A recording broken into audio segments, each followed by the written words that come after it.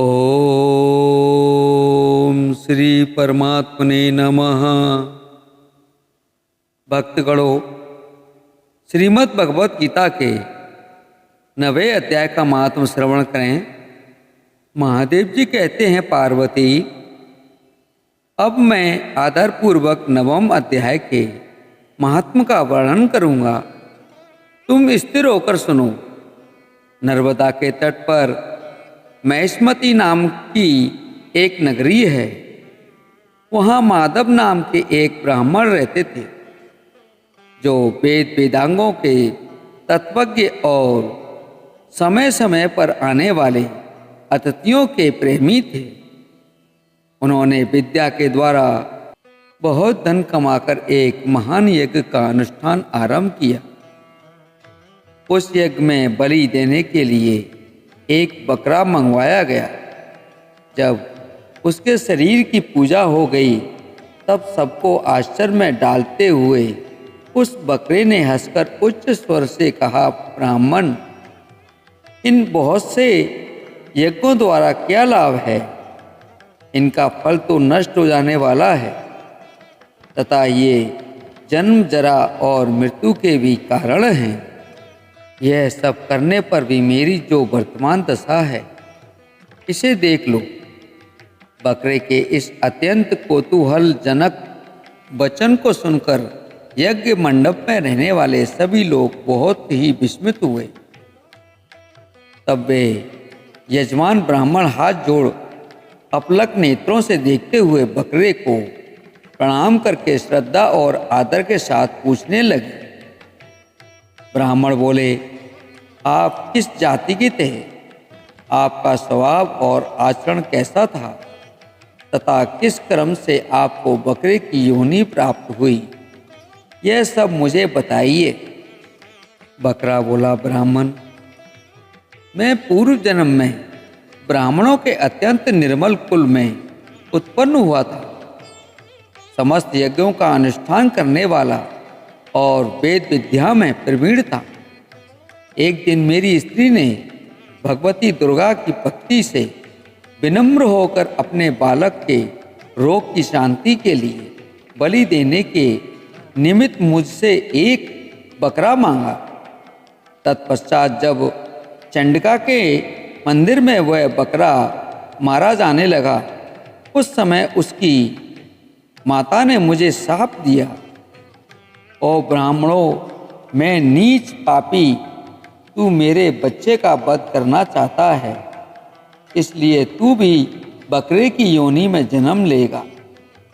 ध्वज श्रेष्ठ, जब कालवश मृत्यु को प्राप्त होकर मैं बकरा हुआ, यद्यपि मैं पशु योनि में पड़ा हूँ, जो भी मुझे अपने पूर्व जन्मों का स्मरण बना हुआ है।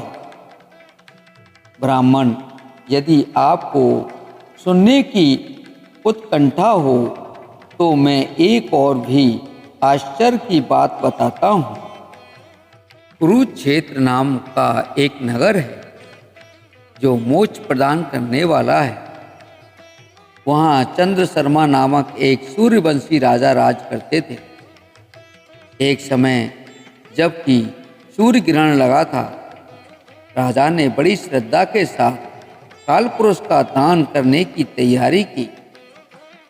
उन्होंने वेद वेदांगों के पारगामी एक विद्वान ब्राह्मण को बुलवाया और पुरोहित के साथ वे तीर्थ के पावन जल से स्नान करने को चले। तीर्थ के पास पहुंचकर राजा ने स्नान किया और 2 वस्त्र धारण की। फिर पवित्र एवं प्रसन्नचित होकर उन्होंने श्वेत चंदन लगाया और बगल में खड़े हुए पुरोहित का हाथ पकड़कर तत्कालोचित मनुष्यों से घिरे हुए अपने स्थान पर लौट आए। आने पर राजा ने यथोचित विधि से भक्तिपूर्वक ब्राह्मण को कालपुरुष का दान किया। तब कालपुरुष का हृदय चीरकर उसमें से एक पापात्मा चांडाल प्रकट हुआ। फिर थोड़ी देर के बाद निंदा भी चांडाली का रूप धारण करके कालपुरुष के शरीर से निकली और ब्राह्मण के पास आ गई। इस प्रकार चांडालों की वह जोड़ी आंखें लाल किए निकली और ब्राह्मण के शरीर में हठात प्रवेश करने लगी। ब्राह्मण मन ही मन गीता के 9वें अध्याय का जप करते थे और राजा चुपचाप यह सब कौतुक देखने लगे। ब्राह्मण के अंतःकरण में भगवान गोविंद शयन करते थे, वे उन्हीं का ध्यान करने लगे। ब्राह्मण ने जब गीता के 9वें अध्याय का जप करते हुए अपने आश्चर्यभूत भगवान का ध्यान किया, उस समय गीता के अक्षरों से प्रकट हुई विष्णु दूतों द्वारा पीड़ित होकर वे दोनों चांडाल भाग चले। उनका उद्योग निष्फल हो गया। इस प्रकार इस घटना को प्रत्यक्ष देखकर राजा के नेत्र आश्चर्य से चकित हो उठे। उन्होंने ब्राह्मण से पूछा, विप्रवर, इस महाभयंकर आपत्ति को आपने कैसे पार किया? आप किस मंत्र का जप तथा किस देवता का स्मरण कर रहे थे? वह पुरुष तथा वह स्त्री कौन थी? वे दोनों कैसे उपस्थित हुए? फिर वे शांत कैसे हो गए? यह सब मुझे बताइए।